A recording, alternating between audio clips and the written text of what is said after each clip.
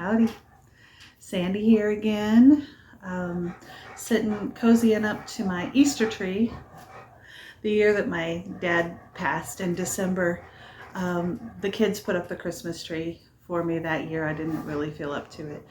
And I left it up until like March because it just brought me joy. We have the cut glass window in the front door, and this is directly across from the front door.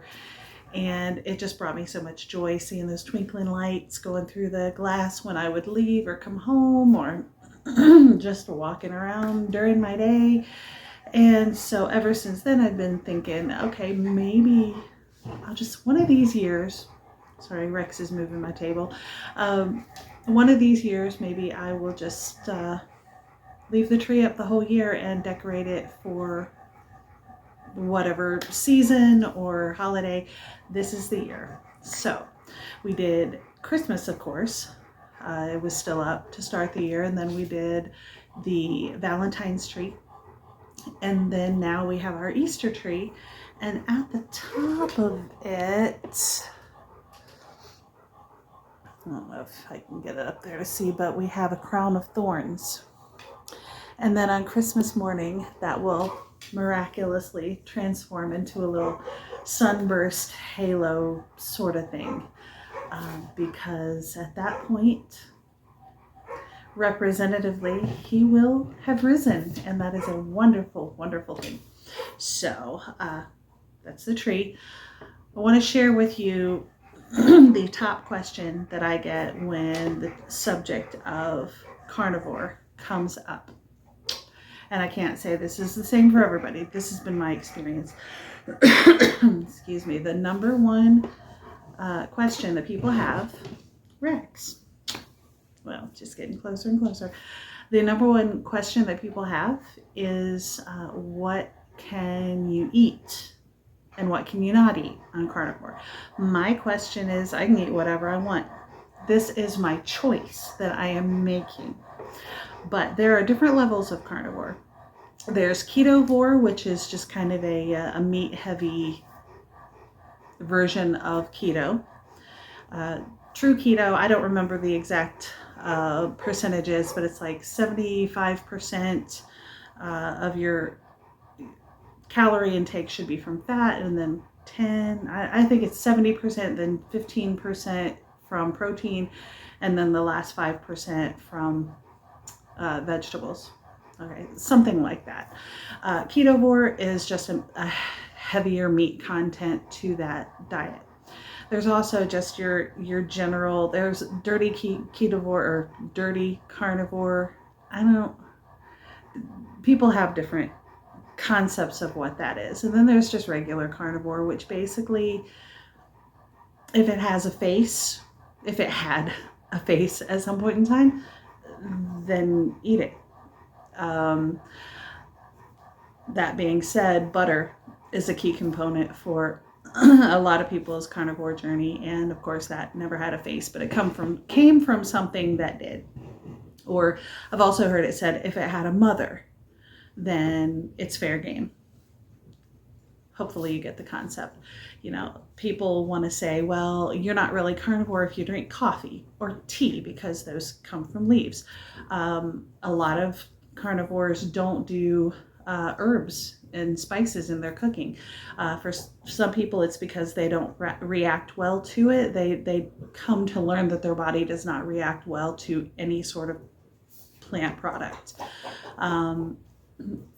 Which leaves the question, what can you season your food with? Well, salt. And you would be surprised, really, when you get used to scaling back on those seasonings and stuff, how good meat tastes just salted and cooked. There's also the lion diet, which is kind of the extreme, I guess I would say. I don't really think it's extreme, but it's just, I believe, water, beef, and salt. That's it.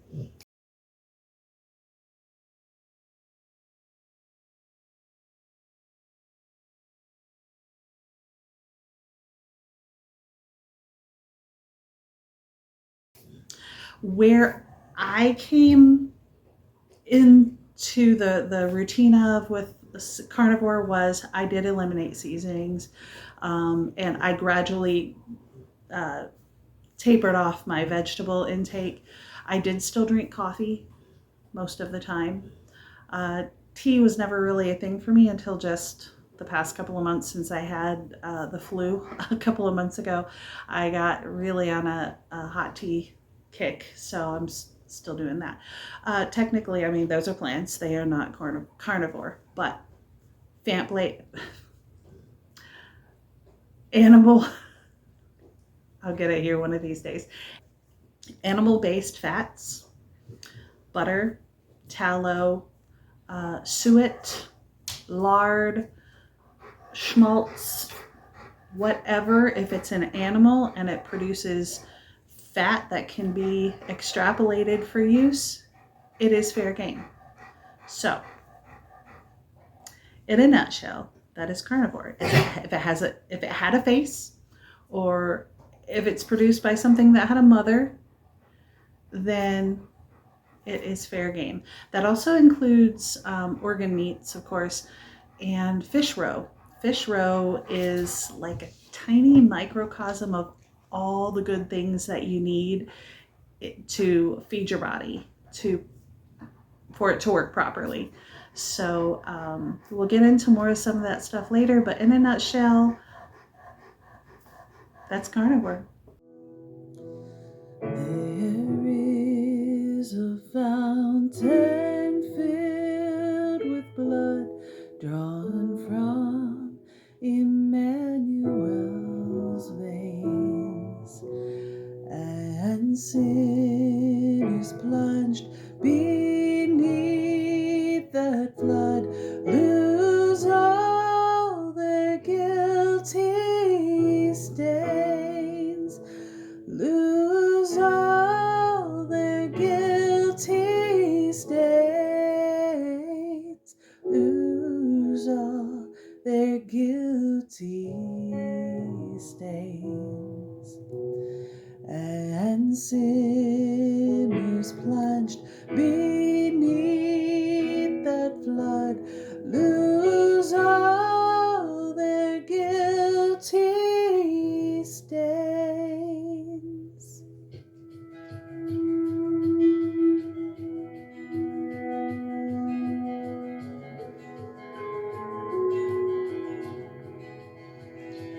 The dying thief rejoiced to see that fountain in his day, and there have I, though vile as he, washed all my sins away, washed all my sins away, washed all my sins away. And there have I, though vile as he, washed all my sins away.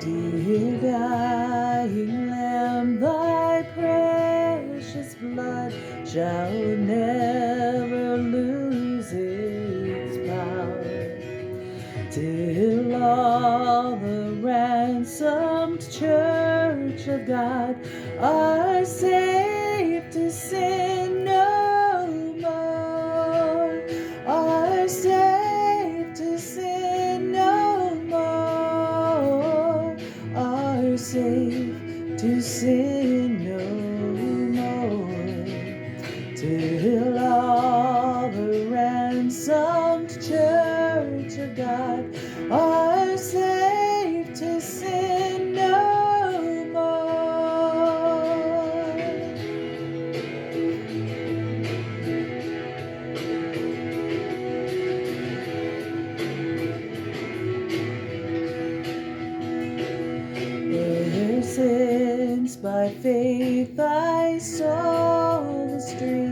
thy flowing wounds supply. Redeeming love has been my theme and shall be till I die, and shall be till I die, and shall be till I die. Redeeming love has been my theme and shall be till I die.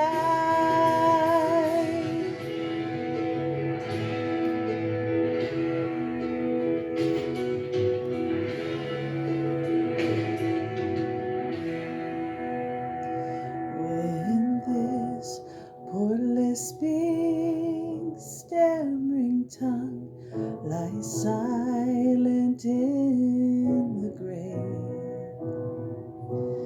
then in a nobler, sweeter song I'll sing thy power to save.